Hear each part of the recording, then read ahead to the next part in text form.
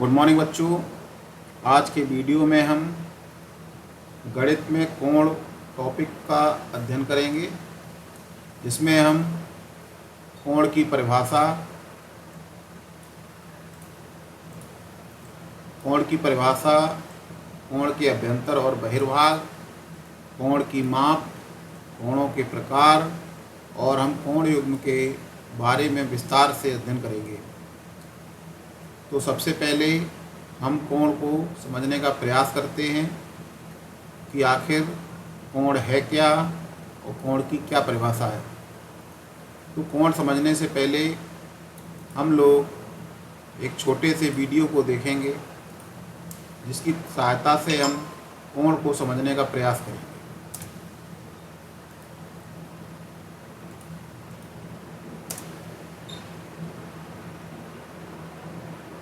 Video को ध्यान से देखेंगे। एक बॉक्स है और उसका देखिए दरवाज़ा खुल रहा है और इसमें समझाया गया है कितना डिग्री दरवाज़ा खुल रहा है। तो देखिए, पुनः समझने का प्रयास करते हैं। जैसा कि इस वीडियो में दिखाई दे रहा है हमको कि एक बॉक्स है और बॉक्स का दरवाज़ा खुल रहा है। जैसा कि हमने वीडियो में देखा कि दरवाज़ा खुल रहा है और दरवाज़ा खुलने पर एक निश्चित कोण बन रहा है। तो चलिए समझने का प्रयास करते हैं। तो देखिए, जैसे कि ये दरवाज़ा है, तो यहाँ से लेकर यहाँ तक ये एक हमारी रेखा है, ठीक है। इसका एक सिरा ये है और एक सिरा ये है, जिसमें इस सिरे को स्थिर रखते हुए, इस वाले सिरे को स्थिर रखते हुए इस रेखा में जो है हमारा परिवर्तन होता है, वो यहाँ से गति करती हुई मान लीजिए इधर आ गई, ठीक है। तो ये दोनों रेखाओं के बीच में एक झुकाव है। ये झुकाव की जो माप होती है कि आखिर झुकाव कितना है, इसी माप को हम लोग क्या बोलते हैं, कोण कहते हैं, ठीक है। देखिए, जैसे इस वाले चित्र में देखिए, ये देखिए एक रेखा, और यहाँ से जो है इस पॉइंट को स्थिर रखते हुए ये पॉइंट ने गति की, और गति करने के बाद कहाँ आ गया, ये देखिए इस वाले पॉइंट पर। यानी ये एक रेखा ये बनी, तो तिरछी बन रही है, लेकिन ठीक है, थोड़ा समझने का प्रयास करेंगे। ये हमारी सीधी एक रेखा बनी, एक रेखा ये हमारी है और एक रेखा हमारी ये है, ठीक है। जिसमें ये वाला बिंदु कैसा है हमारा, दोनों में कॉमन है, ठीक है। तो ये दोनों रेखाओं के बीच का ये झुकाव यहाँ कितना है, 95 डिग्री। इसको क्या बोलते हैं, ये डिग्री बोलते हैं, अंश बोलते हैं, ठीक है। तो ये झुकाव कितना है, ये 95 अंश। तो ये अंश जो होता है वो कोण मापने की इकाई है, और 95 क्या है, उस झुकाव की माप है, ठीक है। क्लियर हुआ। चलिए पुनः समझते हैं कोण की परिभाषा। यदि कोई रेखा अपने एक सिरे को स्थिर रखकर घूमती हुई अपनी स्थिति में परिवर्तन करती है, तो रेखा के परिक्रमण की माप को कोण कहते हैं, ठीक है। परिक्रमण की माप को क्या कहते हैं, कोण कहते हैं। या फिर हम दूसरे शब्दों में हम ये भी कह सकते हैं कि दो किरणों के बीच के झुकाव की माप को कोण कहते हैं। देखिए पिछले वाले एग्जांपल में देखिए, समझने का हम प्रयास करते हैं फिर से। देखिए, ये हमारी जो है दो किरणें थी, एक ये और एक ये, ठीक है। और ये जो झुकाव है, ये इस झुकाव की माप को हम क्या कहेंगे, कोण कहते हैं, ठीक है। यानी हम दूसरे शब्दों में आसान भाषा में कह सकते हैं, झुकाव की माप को हम कोण कहते हैं, ठीक है। फिर से समझेंगे, झुकाव की माप को हम कोण कहते हैं।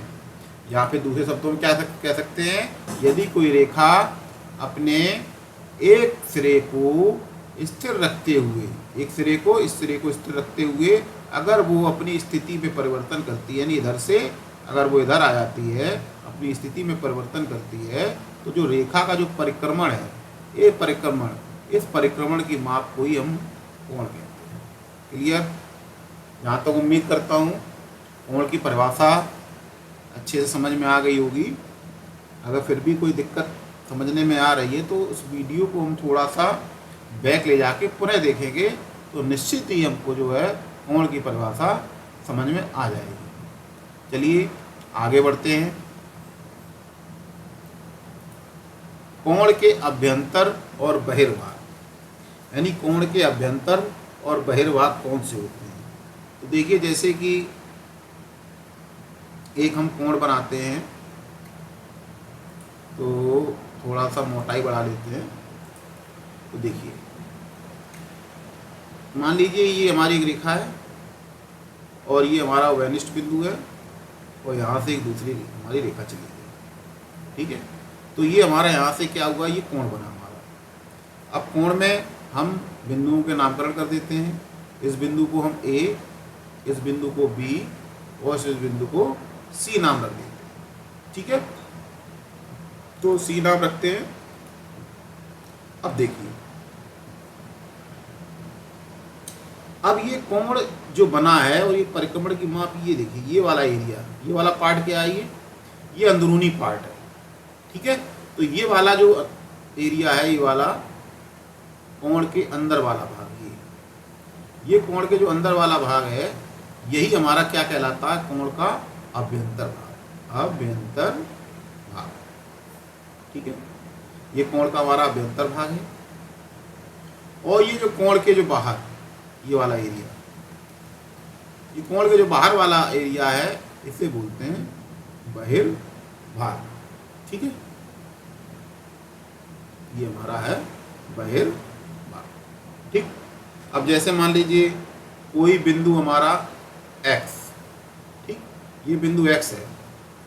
अब ये कहा जाए ये बिंदु x जो है वो किस एरिया में है, तो हम आसानी से बता सकते हैं कि ये बिंदु जो x है वो हमारा कहाँ है, बहिर्भाग में है।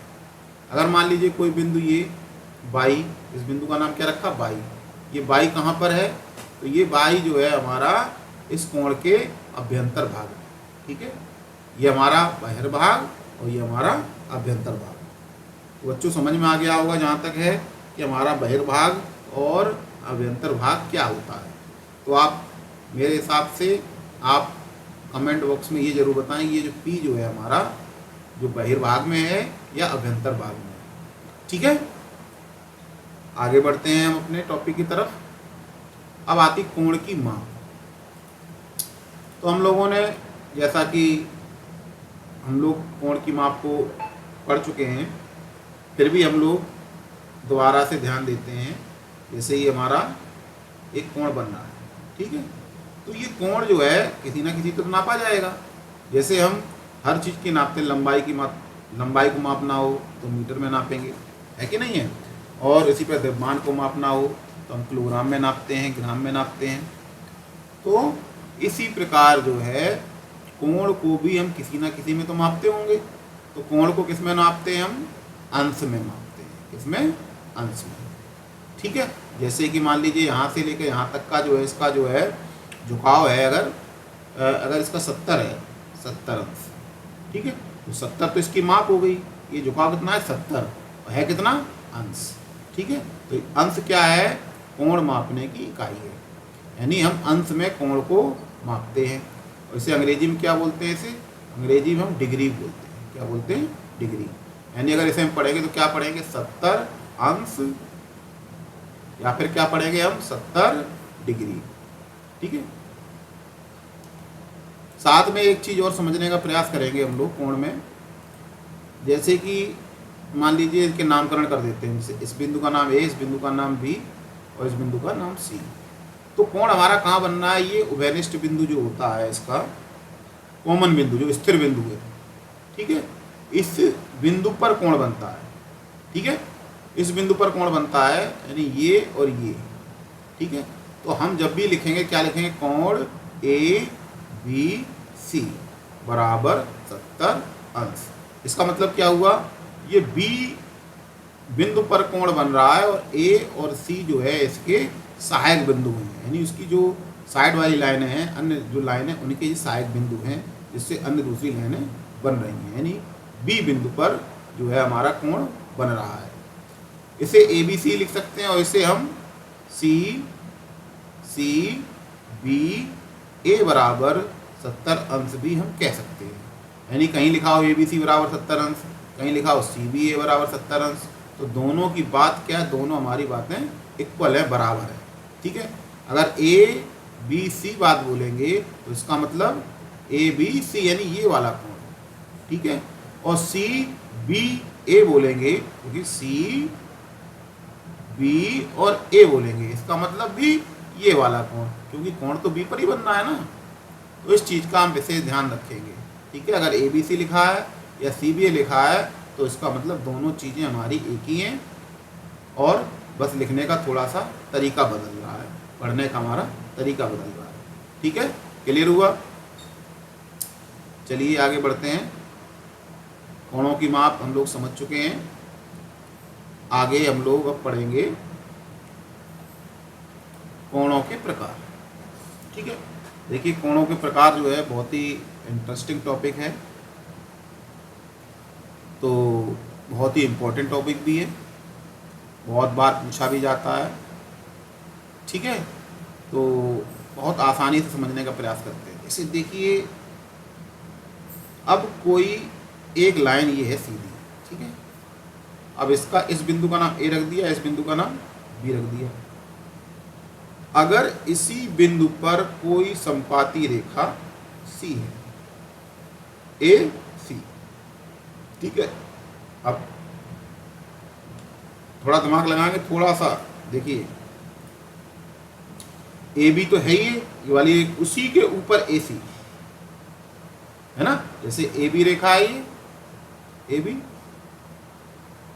और ए बी के ऊपर ही इसी को, इस वाली को रेखा को शिफ्ट कर दिया, यानी यहाँ पर इसको हम इसी के ऊपर रख देते हैं सी। अब ये जो कोण ए सी ए बी कितना अंश बनेगा, तो जबकि हमें साफ दिख रहा है कि दोनों ही जो हमारी ये दोनों रेखाएं हैं, इन दोनों ही रेखाओं के बीच का झुकाव, ये देखिए ये वाली रेखा और ये वाली रेखा, जो दोनों ही बीच का झुकाव इसका कितना है, 0 है, यानी 0 डिग्री है, 0 अंश है। ठीक है, तो कहने का तात्पर्य क्या हुआ, 0 अंश का जो कोण होता है, 0 अंश का कोण जो होता है, इसी को हम शून्य कोण बोलते हैं। ठीक है, 0 डिग्री का जो कोण बनता है उसी को क्या बोलते हैं, हम शून्य कोण कहते हैं, या 0 अंश के कोण को हम शून्य कोण कहते हैं। देखिए हमारा शून्य कोण जो है कंप्लीट हो गया है। शून्य कोण को हमने अच्छी तरह समझ लिया है।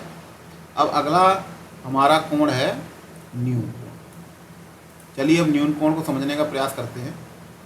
इसे देखिए, ये हमारी रेखा थी, इस बिंदु का नाम हमारा ए और इस बिंदु का नाम हमारा बी। अब ये पहले तो संपाती थी, एक दूसरे पर ही थी।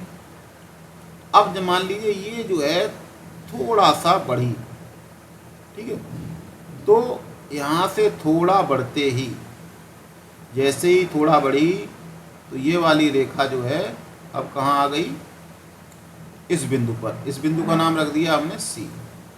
ठीक है, तो ये जो कोण बना, ये कोण की माप हमारी कहलाएगी न्यून कोण। क्या कहलाएगी, ठीक है, यानी 0 अंश से जो बड़ा होता है कोण उसे न्यून कोण बोलते हैं, और ये न्यून कोण जो होता है वो 90 अंश से छोटा होता है। ठीक है, तो इसे हम दोबारा से समझने का प्रयास करेंगे। देखिए,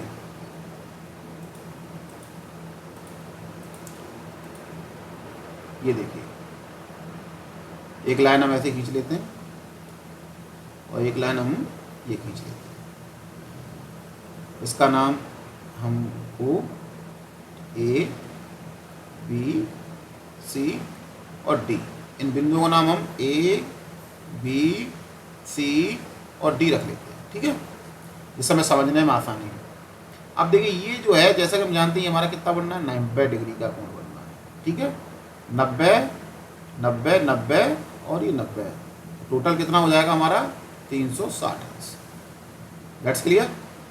अब देखिए पहले हमारी एक रेखा जो थी इसी रेखा पर संपाती थी, तो वो हमारा शून्य कोण बन रहा था। जैसे ही शून्य से थोड़ा भी बढ़ा, यानी 1 डिग्री भी हुआ, 1 डिग्री ही होते हुए 1 डिग्री भी हुआ, तो वो हमारा कोण बन गया न्यून कोण। क्या बन गया? न्यून कोण बन गया। ठीक है, और कब तक बनेगा न्यून कोण? जब तक इससे कम रहेगा, यानी 90 अंश से कम रहेगा। ये हमारा कितना अंश बना? 90 डिग्री का कोण होता है ये वाली लाइन, ये वाली लाइन जो है और ये वाली लाइन हमारी क्या होती है? 90 डिग्री का कोण होती है, यानी 90 डिग्री से छोटा और 0 डिग्री से बड़ा। तो ये वाली रेंज जो है 90 डिग्री से छोटी और 0 डिग्री से बड़ी वाली रेंज, ये हमारी क्या कहलाएगी? न्यून कोण।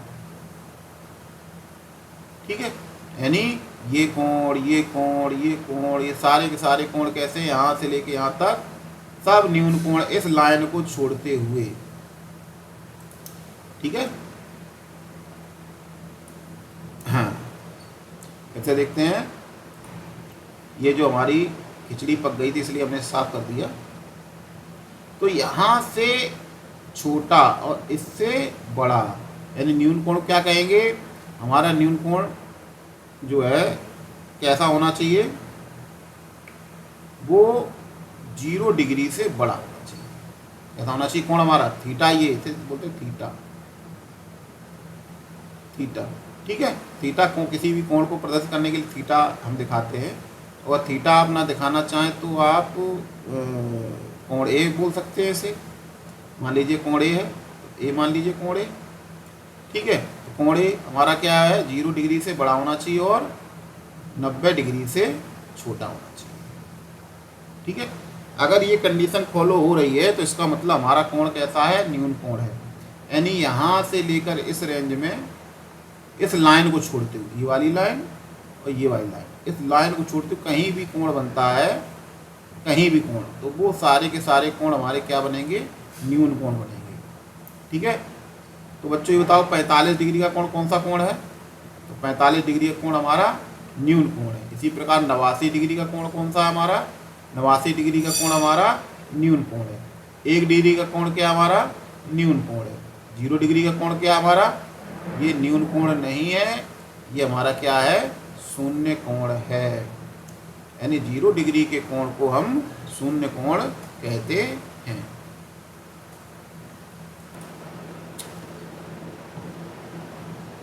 तो कोई भी कोण हमारा जो है वो हमारा 0 डिग्री से बड़ा और हमारा 90 डिग्री से छोटा है, तो वो कोण हमारा कैसा कहलाता है?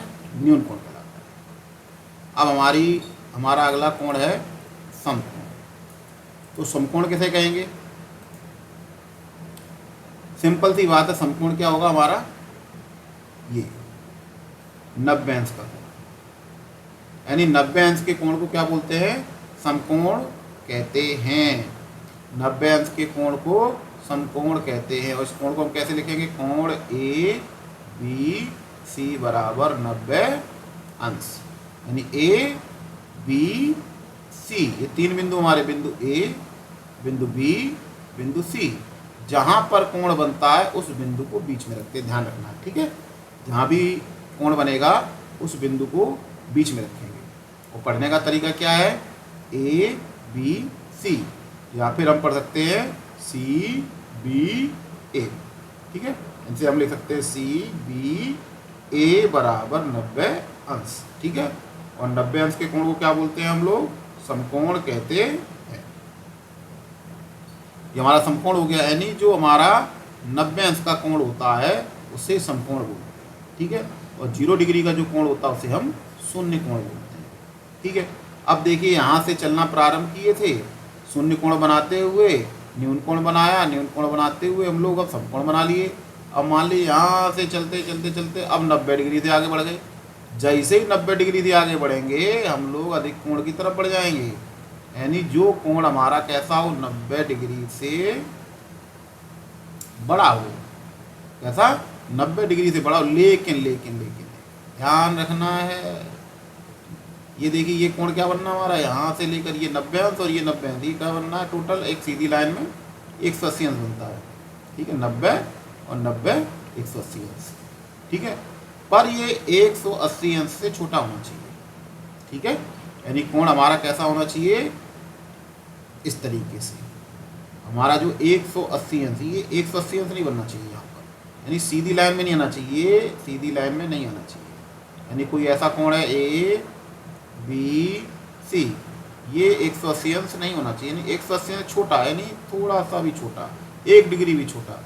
ठीक है, यानी अगर ये जो है हमारा है 179 डिग्री तक है तो भी हमारा क्या कहलाएगा, हमारा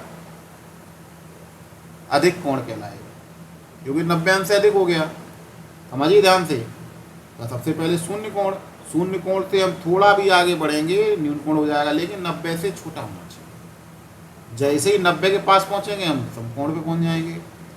जैसे ही 90 कोण से थोड़ा भी अधिक होगा, 90 कोण से 90 अंश से थोड़ा भी अधिक होगा, हमारा अधिक कोण बन जाएगा। ठीक है, लेकिन अधिक कोण हमारा कितना है, वो 180 से छोटा होना चाहिए। भले 179.9 हो जाए, लेकिन 180 नहीं होना चाहिए, यानी ये 180 से छोटा होना चाहिए। थोड़ा साफ कर देते हैं, खिचड़ी ज़्यादा बन गई है तो थोड़ा सा हमने क्लियर कर दिया। ठीक है, तो जिससे हमें चीज़ें थोड़ा समझने में आसानी हो। देखिए, यानी कोई कोण 90 से छोटा होना चाहिए और क्या होना चाहिए, 90 से बड़ा होना चाहिए और 180 अंश से छोटा होना चाहिए। यानी कोई कोण इस कंडीशन को फॉलो कर रहा है, 90 अंश से बड़ा है और 180 अंश से छोटा है, तो वो हमारा कैसा कहलाएगा, अधिक कोण कहलाएगा। ठीक है, अब अगला हमारा है सरल कोण या ऋज्य कोण। सरल कोण को हम ऋज्य कोण भी बोलते हैं। ठीक है, सरल कोण को हम ऋज्य कोण भी, यानी कोई एक रेखा है, जैसे ये मान लीजिए रेखा है ए बी रेखा, और चलते चलते चलते चलते इस तरीके से इस पोजीशन पे आ गई कि बिल्कुल एक लाइन सी बन रही है, एक लाइन मतलब एक लाइन में आ रही है ये, यानी ए बी चलते हुए किसी बिंदु सी पर ऐसे आ जाती है, ये एक लाइन बन जाती है। क्या बन जाती है, एक लाइन, यानी एक रेखा बन जाती है। तो ये जो कोण जो है, ये वाला ये जो कोण, ठीक है, ये जो इस दोनों रेखाओं के बीच में झुकाव है, ये जब झुकाव जो हमारा 180 अंश हो जाता है, कितना हो जाता है, 180 अंश, तब इसे बोलते हैं सरल कोण या ऋज्य कोण। ठीक है, सरल कोण या ऋज्य कोण बोलते हैं।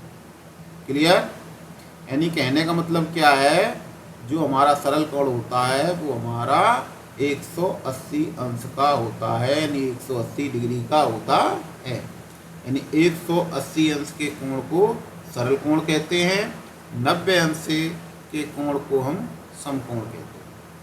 ठीक है, अब बात आती, जैसे ही हम यहाँ से 180 अंश यानी अधिक कोण बना लिए और यहाँ चलते चलते मान लीजिए 180 अंश को भी पार कर गए, हम यहाँ आ गए, इस रेंज में आ गए, यानी झुकाव यहाँ तक हो गया। आप क्या करोगे, तो इसका भी कुछ नामकरण है।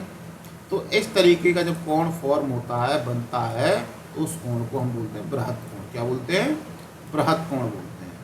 ठीक है, यानी अब कौन सा कोण बन गया, ये अगर ऐसा बनता है तो ये कोण बन गया हमारा बृहत् कोण।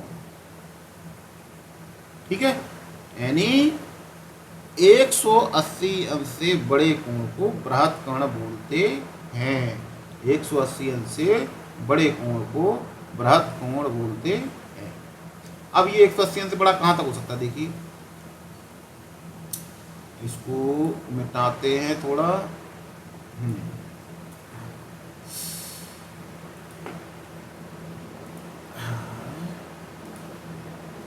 देखिए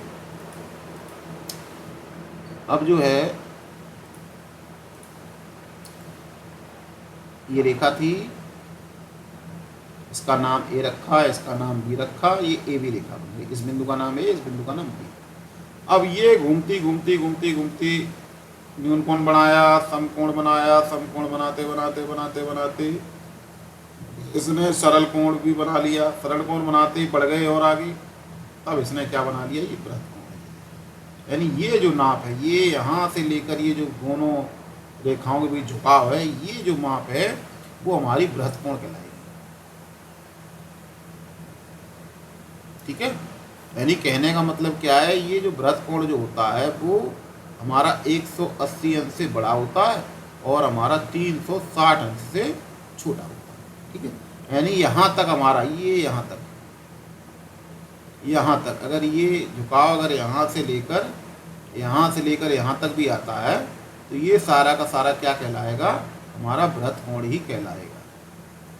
यानी 360 से छोटा होना चाहिए, भले आपका 359.9 भी आ जाए, वो भी हमारा जो है बृहद कोण ही कहलाएगा जब करेक्ट 360 अंश का बनेगा। करेक्ट 360 यानी मान लीजिए यहाँ पर जो है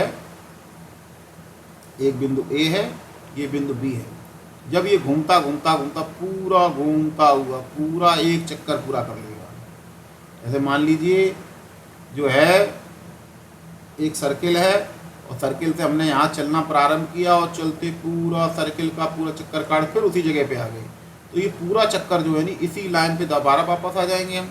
यानी ए बी रेखा होगी, अगर घूमते घूमते घूमते घूमते घूमते दोबारा फिर इसी पे आ गई, यानी सी बिंदु भी इसी, फिर ए सी रेखा भी इसी पे आ गई, तो ये झुकाव पूरा 180 डिग्री टोटल मिला कितना हो गया, 360 डिग्री। तो टोटल हम 360 अंश घूम लेंगे, तो ये 360 अंश जो होता है वही हमारा संपूर्ण कोण कहलाता है। यानी कहने का मतलब संपूर्ण कोण हमारा कितना होता है, 360 अंश का होता है, या कह सकते हैं 360 अंश के कोण को हम संपूर्ण कोण कहते हैं। तो बच्चों यहाँ तक उम्मीद करते हैं हमें कोणों के सभी प्रकारों के बारे में विस्तार से हम लोगों ने अध्ययन कर लिया है और उसको समझ हम लोगों ने विकसित कर ली है कि जो है कोण हमारे कितने प्रकार के होते हैं और कोण हमारे कौन कौन से होते हैं। ठीक है, वैसे समझ लेते हैं, जो 0 डिग्री का कोण होता है, 0 अंश का कोण होता है, उसे हम शून्य कोण कहते हैं। क्या कहते हैं, शून्य कोण कहते हैं। ठीक है, और जो कोण हमारा क्या होता है, 0 डिग्री से बड़ा हो और 90 डिग्री से छोटा हो। ठीक है, 0 डिग्री से बड़ा हो और 90 डिग्री से छोटा हो, उसे बोलते हैं न्यून कोण, और 90 डिग्री के कोण को समकोण कहते हैं। अब 90 जैसे बढ़ेंगे, यानी 90 से बड़ा और 180 से छोटा, वो हमारा कहलाता है अधिक कोण। ठीक, और उसके बाद जब 180 डिग्री का कोण हो जाता है तो वो हमारा सरल कोण हो जाता है, और 180 से बढ़ते हैं जैसे ही और 360 से कम रहते हैं वो हमारा बृहद कोण कहलाता है, और जब एक्यूरेट हमारा 360 अंश का हो जाता है तो उसे हम संपूर्ण कोण कहते हैं। ठीक है, चलिए चैप्टर को हम आगे बढ़ाते हैं और हमारा टॉपिक है कोण युग्म। ठीक है, कोण युग्म में हम जो है आसन्न कोण यानी एडजेसेंट एंगल्स, रैखिक युग्म, लीनियर पेयर, शीर्षाभिमुख कोण, वर्टिकली अपोजिट एंगल, कोटिपूरक कोण, कॉम्प्लीमेंट्री एंगल्स, संपूरक कोण, सप्लीमेंट्री एंगल्स, इनके बारे में हम लोग विस्तार से अध्ययन करेंगे।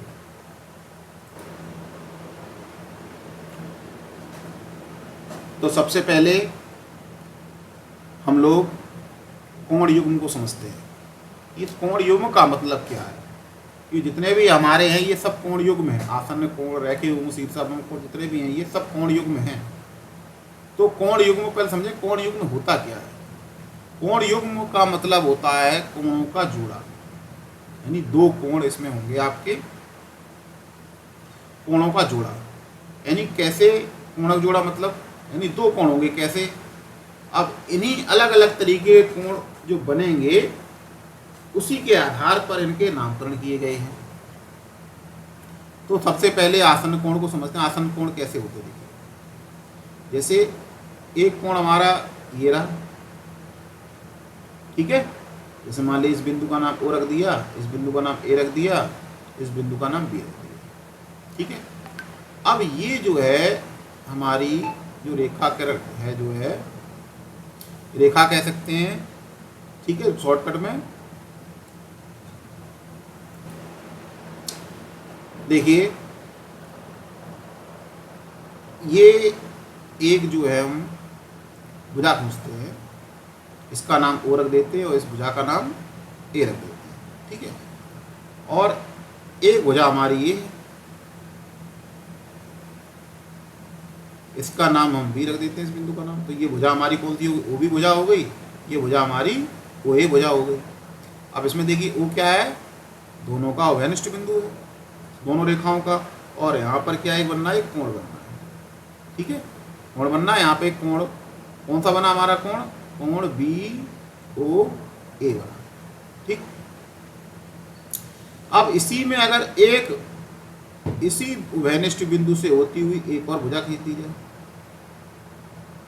ऐसी, इस बिंदु का नाम सी, तो ये भी एक कोण बन गया। इस कोण का नाम क्या कहेंगे? सी ओ बी। सी ओ, जहां पे कोण बनता है वो बिंदु हम बीच में रखते हैं, पहले भी बता चुके हैं इस चैप्टर में। तो देखिए यहाँ दो कोण बने, एक तो कोण बी ओ ए बना है और एक कोण सी ओ बी बना है, यानी ये वाला कोण, एक कोण ये बना है और दूसरा कोण हमारा ये बना है, ठीक है, दो कोण बने हैं।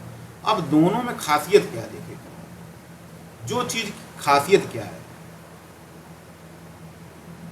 इसमें खासियत ये है कि दोनों कोणों में, कोण एक और कोण बी दो, यानी कोण बी ओ ए और कोण सी ओ बी में ये जो ओ है, दोनों में एक उभयनिष्ठ बिंदु है, यानी इस वाले कोण में भी ये ओ है और इस दूसरे नंबर के कोण में भी ये ओ है, यानी ये ओ जो है दोनों ही कोणों में उभयनिष्ठ बिंदु का काम कर रहा है, ठीक है। और ये ओ बी रेखा है, जो ओ बी रेखा हमारी ओ बी जो भुजा है, ये ओ बी भुजा जो है वो इस वाले कोण के भी अंतर्गत आती है, इस वाले कोण के अंतर्गत भी आ रही है, यानी ये ओ बी भुजा जो है उभयनिष्ठ भुजा। उभयनिष्ठ का मतलब क्या होता है? मतलब जो इसमें भी है जो इसमें भी है, कॉमन भुजा है ये हमारी, ठीक है। तो कॉमन भुजा है, तो हम क्या कह सकते हैं कि ऐसा कोण युग्म जिनका एक उभयनिष्ठ शीर्ष हो और उनकी उभयनिष्ठ भुजा के विपरीत और भुजाएं ओ ए और ओ सी स्थित हों, तो हम क्या कहेंगे? ऐसे कोण को हम आसन्न कोण कहेंगे। यानी एक शीर्ष जो होता है वो उभयनिष्ठ होना चाहिए और एक भुजा हमारी उभयनिष्ठ होनी चाहिए। अगर इस तरीके से कहीं भी कोण बनना है तो कोण इस वाले कोण को, इस वाले कोण को, यानी कोण एक और कोण दो जो है हमारे आसन्न कोण कहलाएंगे। कैसे कोण कहलाएंगे? आसन्न कोण कहलाएंगे, ठीक है। यानी ये इस तरीके से बन सकता है ये, ठीक है। ये क्या है? ये कोण, अगर मान लीजिए कोण एक ये है, कोण दो नंबर का ये है, कोण एक और कोण दो हमारे क्या कहलाएंगे? आसन्न कोण कहलाएंगे, ठीक है। अब हम समझेंगे रैखिक युग्म। रैखिक युग्म आखिर होता क्या है? जो रैखिक युग्म होता है वास्तव में ये आसन्न कोण ही होता है, ठीक है। रैखिक युग्म क्या होता है? ये एक आसन्न कोण ही होता है। आसन्न कोण की एक विशेष स्थिति है, ठीक है। जैसे कि मान लीजिए, अब देखिए ये है, ये बिंदु हमारा ओ ए, ये कोण है, और एक ये हमारा बी भुजा है और ये हमारी एक सी भुजा है, ठीक। तो अब यहाँ पर देखिए बी ओ ए एक कोण बनना है और एक बनना है बी ओ सी, दूसरे नंबर कोण बनना है। तो ये वास्तव में क्या है? ये आसन्न कोण ही तो है, क्योंकि आसन्न कोण की प्रॉपर्टीज को फॉलो कर रहा है। एक बिंदु उभयनिष्ठ हो, इस वाले कोण में भी है, इस वाले कोण में भी है, और एक भुजा ओ बी ये उभयनिष्ठ है हमारी, ठीक है, जो इस वाले में भी है और इस वाले कोण में भी है, कोण नंबर एक में भी है, कोण नंबर दो में भी है। तो ये हमारा वास्तव में क्या? आसन्न कोण है। लेकिन आसन्न कोण की एक विशेष कंडीशन है, जब आसन्न कोण इस प्रकार हो कि जो उसकी विपरीत भुजाएं जो हैं एक सीध में हों, ओ ए और ओ सी, ये कैसी? जस्ट एक दूसरे के विपरीत हैं, ठीक है। जब जस्ट एक दूसरे के विपरीत होती हैं तो ऐसे कोण को हम कहते हैं रैखिक युग्म। क्या कहते हैं हम? रैखिक युग्म बोलते कहते हैं। ठीक है, तो ये रैखिक युग्म बनना हमारा। तो इसमें रैखिक युग्म में एक कंडीशन और होती है, क्या होती है? अगर रैखिक युग्म में कोण बन रहे हैं तो उन कोणों का योग जो है वो हमारा 180 डिग्री का होता है। ठीक है, क्लियर हुआ? ये हमारा रैखिक युग्म बन गया। तो रैखिक युग्म जो है हमारा बन गया है ये।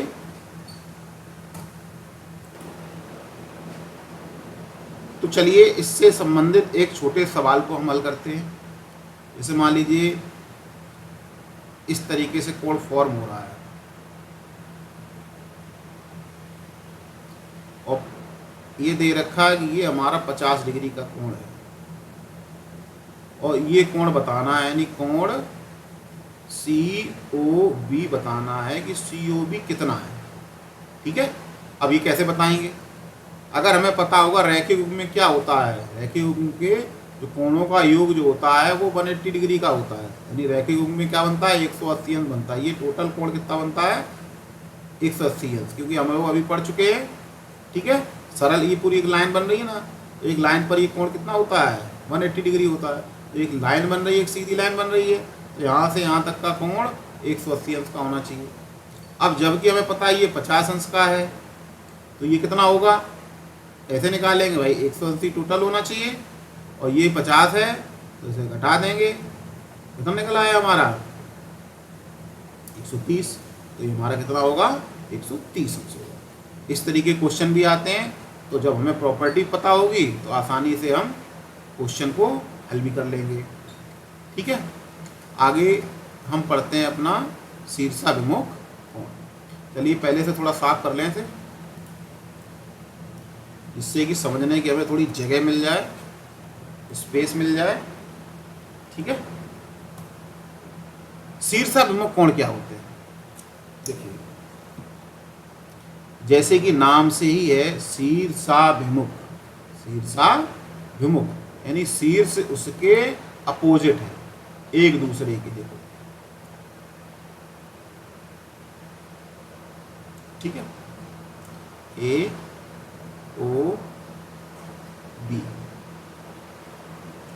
और COD। अब देखिए ये कोण और ये कोण, देखिए इस वाले कोण का शीर्ष क्या है? ये है। इस वाले कोण का शीर्ष क्या है? ये है। यहाँ पर ही तो कोण बनना है, और ये दोनों कैसे हैं? जब जस्ट अपोजिट हैं। ठीक है, तो एक दूसरे के जस्ट अपोजिट है। उसी प्रकार ये वाला कोण और ये वाला कोण कैसा है? जस्ट अपोजिट है। तो इस तरीके के जो कोण होते हैं, जैसे ये वाला कोण और ये वाला कोण, ठीक है, यानी नामकरण कर देते 1 2 3 4, यानी इस कोण का नाम 1 कर दिया, इसका नाम 2 कर दिया, इसका नाम 3 कर दिया, समझने में आसानी हो जाती है।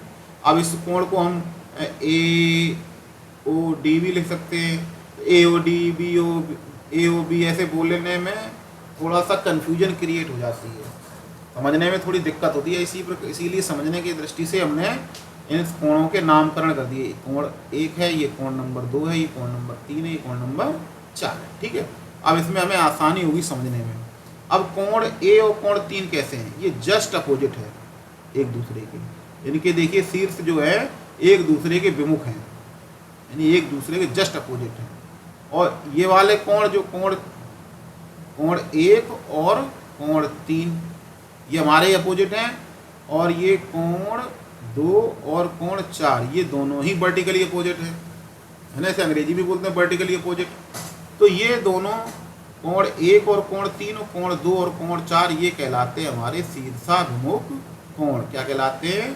शीर्षाभिमुख कोण, यानी ऐसे शीर्ष जिनके विमुख हों, उल्टे हों, वो शीर्षाभिमुख कोण कहलाते हैं। अब शीर्षाभिमुख कोणों की खासियत क्या होती है?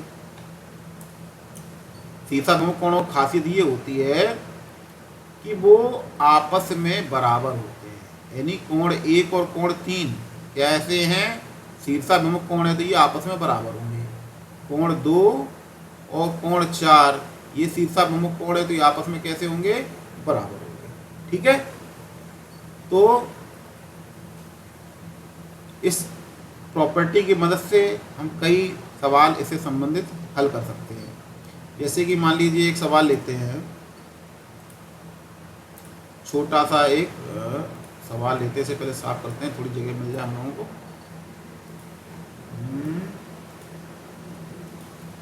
अब देखिए थोड़ा सा एक सवाल लेके चलते हैं। चलिए एक सवाल करते हैं। ये बिंदु, ये ए, बी, सी और डी।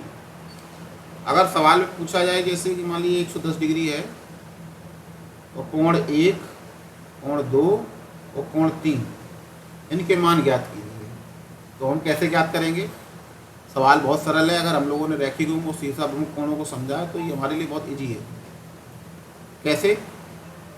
देखिए, कोण ए ओ डी, यानी कोण ए ओ डी कौन सा वाला? ये देखो, ए ओ और डी, यानी इस वाले कोण की बात हो रही है। तो ये कोण जो है, और कोण नंबर 2 ये वाला कोण, ये कैसे है?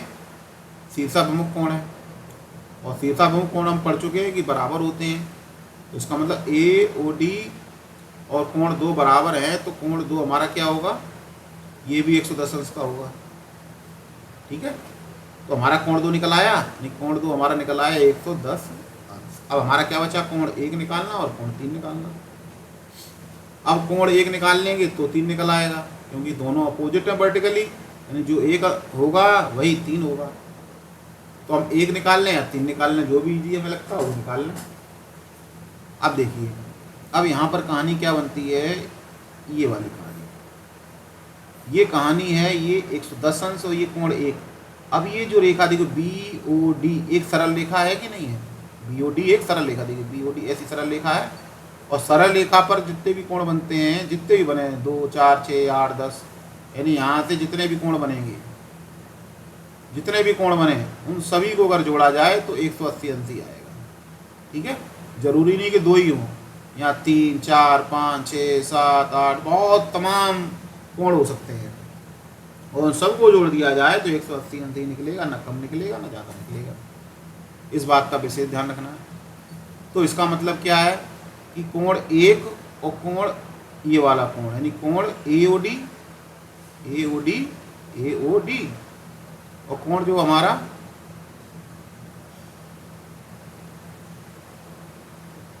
जो है कोण ए ओ डी और कोण 1 जो है हमारे मिलकर क्या बना रहे हैं? एक रैखिक युग्म बना रहे हैं, यानी 180 अंश का कोण बना रहे हैं।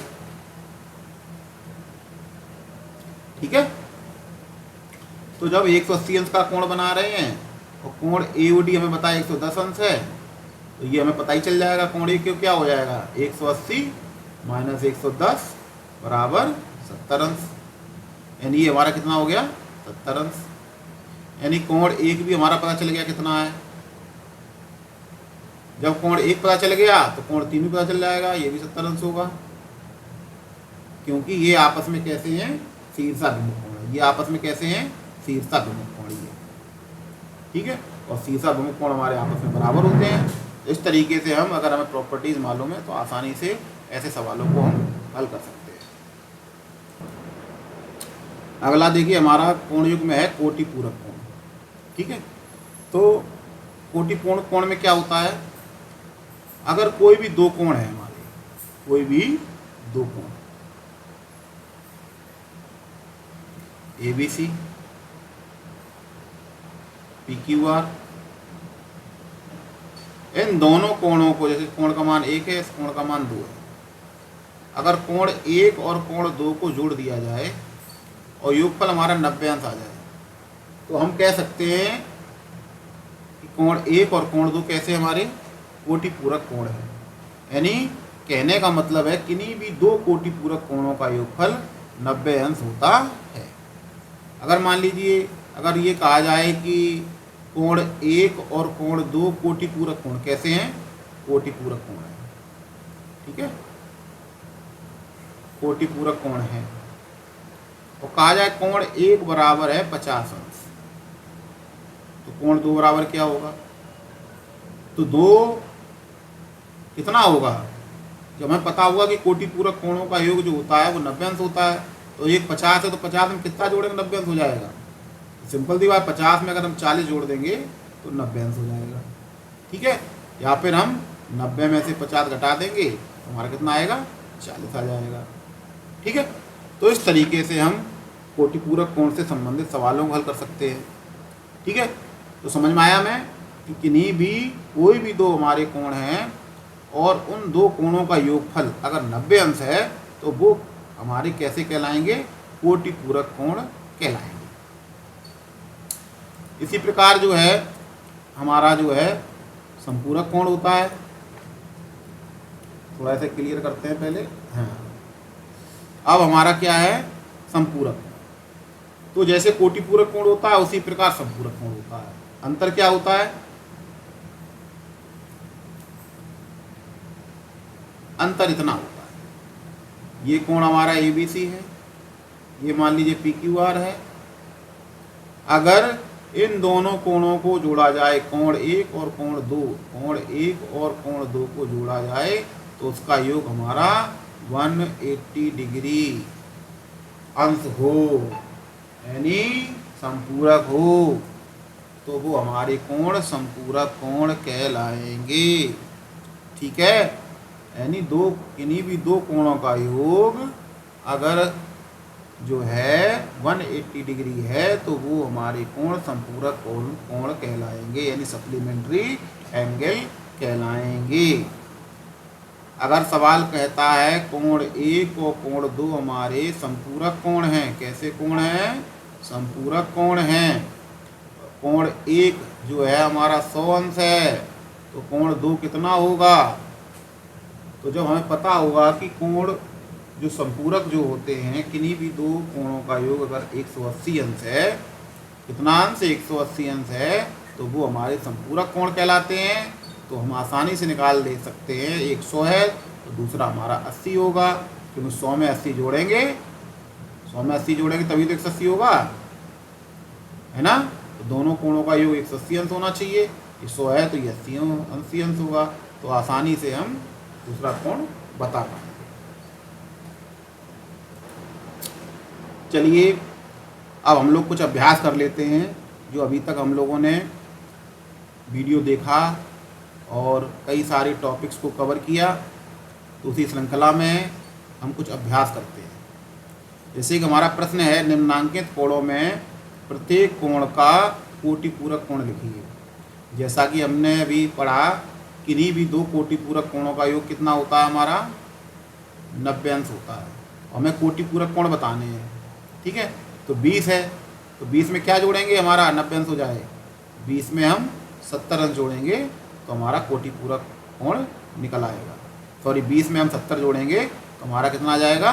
90 अंश हो जाएगा, यानी 20 का कोटि पूरक कोण क्या होगा? 70 अंश होगा। ठीक है, एक तो ये तरीका है। या दूसरा तरीका क्या है? 20 अंश का कोटि पूरक कोण को निकालना है, 90 में से 20 घटा दो, 90 में से 20 गए 70 अंश, तो हमारा कोटि पूरक कोण निकल आएगा। इसी प्रकार 55 अंश का कोटि पूरक कोण निकालना है तो 90 में से 55 घटा देंगे, कितना आया? ठीक है, 35 अंश आ गया, तो हमारा 35 अंश क्या हो जाएगा? ये हमारा 55 अंश का कोटि पूरक कोण हो जाएगा। इसी प्रकार 68 अंश का निकालना है कोटि पूरक, तो 90 में से 68 घटा देंगे। ठीक है, देखो 0 में से जाएगा नहीं, तो यहाँ से हासिल लेंगे, यहाँ को जाएगा 10, 10 में से 8 गए 2, अब यहाँ कितना बचेगा? यहाँ से हासिल जा चुकी थी, यहाँ बचा 8, 8 में 6 गया 2, यानी जो 22 आया 22 अंश, ये कितना? 68 अंश का कोटि पूरक कोण हुआ। ठीक है,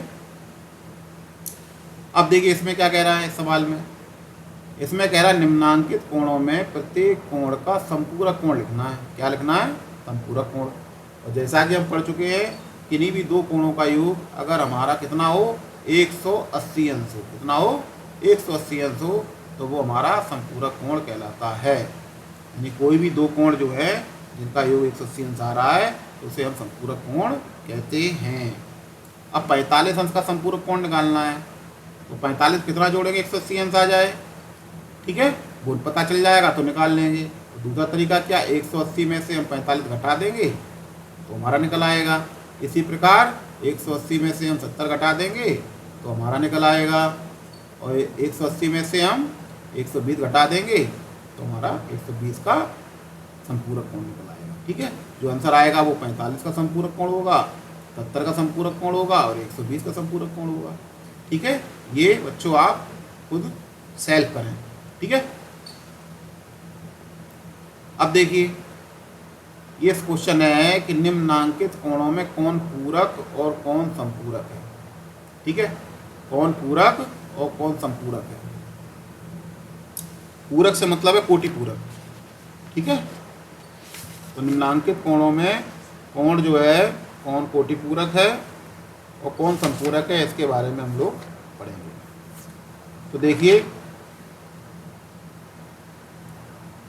अब ये जो 48 और 42 पहले से जोड़े, 48 और 42 को जोड़े कितना आता है, देखो 8 और 2 10, 4 4 8 1 9। अब इन दो कोणों को जोड़ा, जोड़ने पे क्या आ रहा है 90 अंश। जब किन्हीं दो कोणों को जोड़ते हैं और 90 अंश होता है तो वो क्या होता है हमारा पूरक कोण होता है। कैसा होता है, पूरक कोण। यानी 48 अंश 42 अंश कैसे हैं, पूरक कोण है हमारे, यानी कोटि पूरक कोण। ऐसे 135 अंश और 45 अंश से जोड़ के देखते हैं क्या कहानी बनती है। 5 में 5 गया 10, 4 3 7 और 1 8, यानी 135 और 45 जोड़ने पर हमारा 180 अंश आया। इसका मतलब ये कैसे दोनों कोण हैं, ये दोनों आपस में कैसे हैं, ये संपूरक कोण हैं।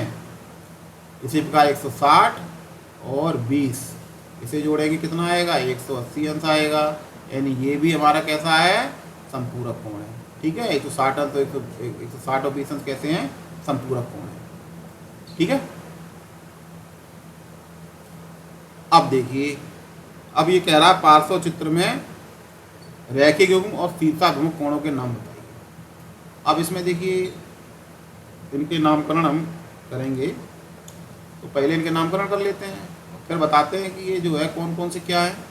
तो देखिए इसका नाम 1 रख देते हैं, इसका नाम 2 रख देते हैं, इसका नाम 3 रख देते हैं, इसका नाम 4 रख देते हैं। यानी ये कोण हमारा 1 है, ये 2 है, ये 3 और 1 ये 4 है, ठीक है। अब देखिए पहली बात रैखिक युग्म की बात आ रही, तो रैखिक युग्म कहाँ कहाँ बनना है, कोण 1 और 2 रैखिक युग्म बना रहे हैं, कोण 1 और कोण 2 रैखिक युग्म बना रहे हैं, ठीक है। और देखिए कोण 1 और 2 रैखिक युग्म 2 और 3 बना रहे हैं, बना रहे हैं कि नहीं, 2 और 3, ये देखो रैखिक युग्म बनना है कि नहीं बनना है। और 3 और 4 बना रहे हैं, कोण 3 और कोण 4 बना रहे हैं, ये बनना। और देखो ये भी तो बनना है, ये देखिए थोड़ा अलग कलर से ले लेते हैं तो ज़्यादा समझ में आएगा। हाँ ये देखिए ये वाला, ये भी तो एक रेखा को बनना है, सीधी रेखा बनना है ना, यानी कोण 1 और कोण 4, तो कोण 1 और कोण 4, ये देखिए, यानी ये हमारे 4 जोड़े ऐसे हैं जो रैखिक युग्म हमारे बना रहे हैं, ठीक है। इसी प्रकार जो है अब शीर्षाभिमुख कोणों की बात करते हैं। शीर्षाभिमुख कोण 1 2 3 और ये 4। शीर्षाभिमुख कोण क्या होते हैं, आपस में एक दूसरे के वर्टिकली अपोजिट होते हैं, यानी कोण 1 और कोण 3, कोण 1 और कोण 3 ये कैसे हैं, शीर्षाभिमुख कोण है। इसी प्रकार कोण 2 और कोण 4 कैसे हैं, ये आपस में शीर्षाभिमुख हैं, 2 और 4, तो ये शीर्षाभिमुख कोण है, ठीक है। अब ये सवाल देखिए क्या कह रहा है, कह रहा है एक साइकिल का पहिया है, उसमें 36 तीलियां हैं। एक साइकिल है का पहिया है, इसमें 36 तीलियां हैं, ठीक है। मान लीजिए 36 तीलियां हैं, इस तरीके से 36 मान लीजिए हैं। अब कह रहा है 2 आसन्न तीलियों के बीच का कोण ज्ञात करना है, यानी कोई भी 2 आसन्न, ठीक है, इनके बीच का कोण ज्ञात करना है। अब कैसे निकालेंगे, देखिए हमें जब पता है कि अगर कोई चीज़ जो है यहाँ से लेकर यहाँ तक पूरा एक सर्किल पूरा कर लेती है, फिर उसी जगह वापस आ जाती है, तो वो 360 अंश का कोण बनाती है।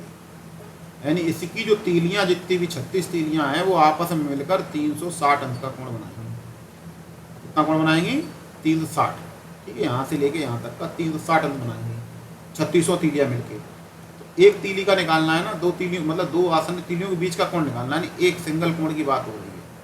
तो इसे हम 36 से भाग कर देंगे, 36 एकन 36 और 0 यानी 10 अंश।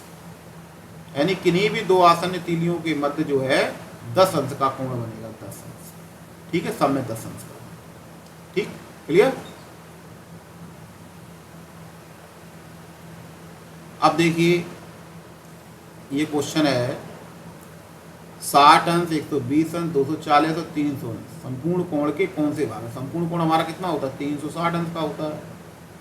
अब पूछ रहा है संपूर्ण कोण का कौन सा भाग है, तो उसे कैसे निकालेंगे? 60 में 360 से भाग कर देंगे। ठीक है, काट लेंगे, 6 एकन 6 छचरन 36, 1/6। तो ये क्या है हमारा?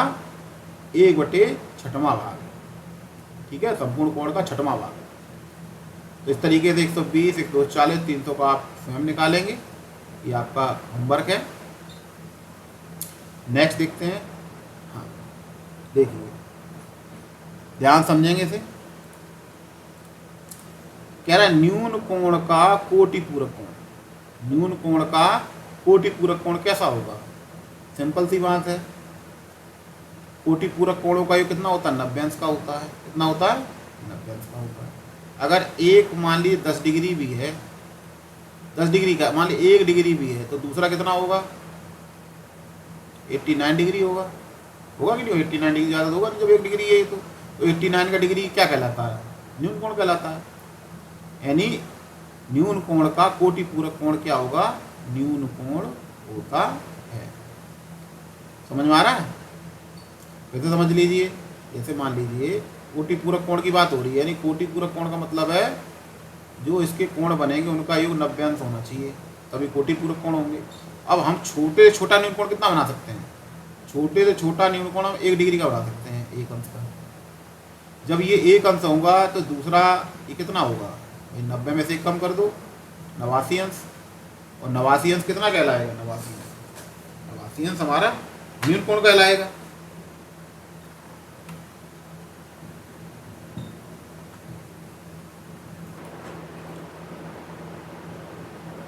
न्यून कोण का संपूरक कोण होता है। न्यून कोण का संपूरक कोण। अब देखिए संपूरक कोण में क्या होगा? संपूरक कोण में टोटल 180 डिग्री होना चाहिए। ठीक है, अब न्यून कोण हमारा मैक्सिमम कितना हो सकता है? न्यून कोण हमारा मैक्सिमम हो सकता है 79 डिग्री का, सॉरी 89 डिग्री का, है कि नहीं? 89 में ज़्यादा आगे बढ़ेंगे 90 अंश का हो जाएगा, वो हमारा समकोण हो जाएगा। ठीक है, अब न्यून कोण का संपूरक कोण बोल रहा है, तो न्यून कोण मैक्सिमम 89 डिग्री का हुआ। तो अगला कोण कितना होगा? देखिए, अब जब ये जो हमारा 89 डिग्री का है, तो ये हमारा कितना हो सकता है भाई?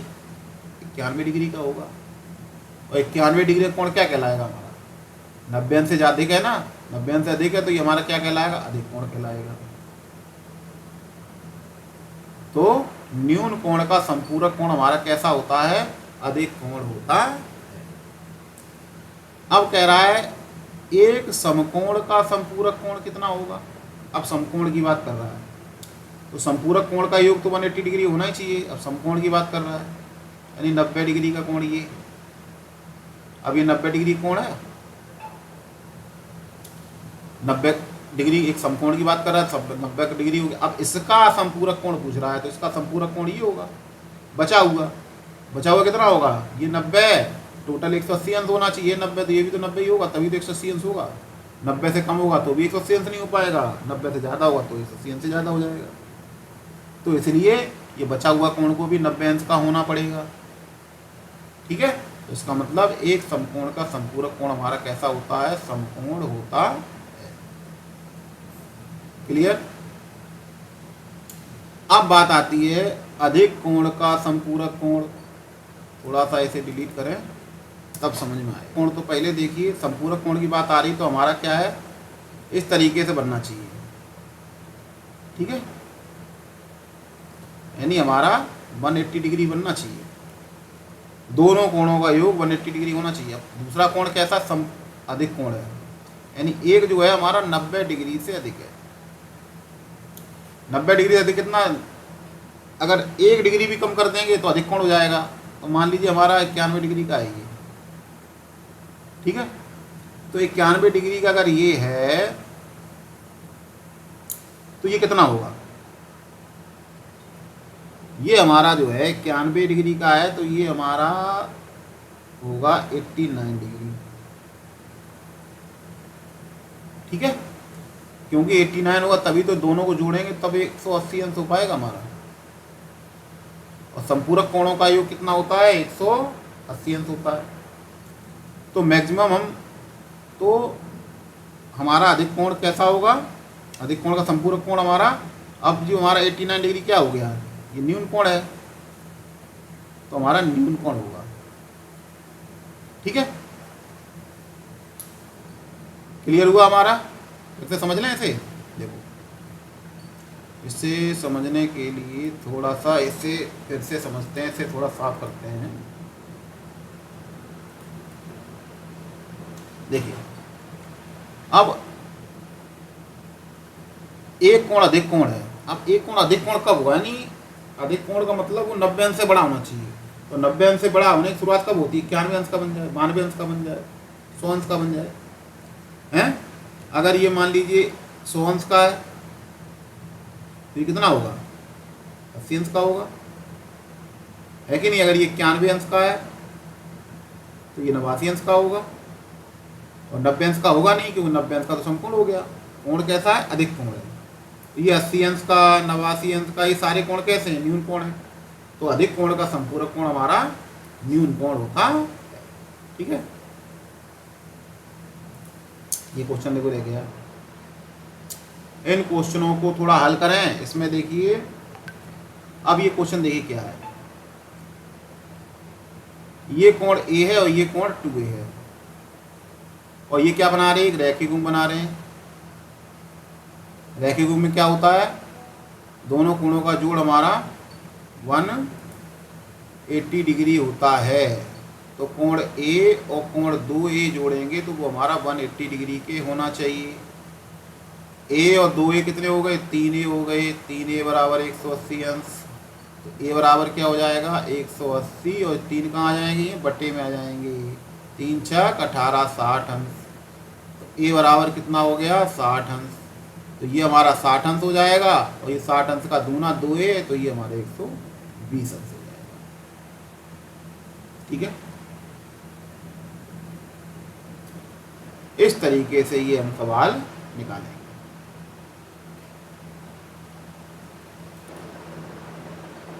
अब देखिए इस सवाल को देखते हैं। इसमें देखिए यहाँ पर ये ए अंश बनना है, ये 30 अंश है, ठीक है। अब ये देखिए ये लाइन और ये लाइन बिल्कुल एक दूसरे के परपेंडिकुलर है, यानी ये जो लाइन जो है यहाँ 90 अंश का कोण बनना है, ठीक है। तो 90 अंश का जब कोण बनना है तो ये हमारी लाइन इतना 30 अंश है। जब ये 30 अंश है तो ये कितना होगा, ये हमारा 60 अंश होगा। ए बराबर हमारा क्या आ गया, 60 अंश आ गया, ठीक है। यहाँ पे इकाई मान बताना था ये हमारा कितना है। तो हमें ध्यान से देखना कहाँ कौन सा कोण बनना है, जब तक ध्यान नहीं देंगे नहीं कर पाएंगे। अब देखो ये वाला कोण, अब इस वाले कोण में यहाँ से लेके यहाँ तक की नाप पूछिए, ठीक है। अब यहाँ देखिए ये 30 अंश है और ये हमारा रैखिक युग्म में है। रैखिक युग्म हमारा 180 डिग्री का होता है, और ये 30 अंश और इसमें जोड़ दो 210। तो ये वाली नाप जो पूछी गई है वो हमारी कितनी होगी, 210 अंश होगी। अब इस वाले सवाल में देखते हैं। इसमें अभी तो ये ए है, ये भी ए है, ये 150 अंश है। अब यहाँ देखिए रेखा बन रही है, तो यहाँ पर ये रेखिक गुण बनना है। तो यहाँ पर भी क्या होना चाहिए, दोनों कोणों का, इस वाले कोण का योग और इस वाले कोण का योग 180 अंश होना चाहिए, ठीक है। तो जब 180 अंश होगा तो ये 150 है, तो ये हमारा कितना होगा, 30 अंश होगा।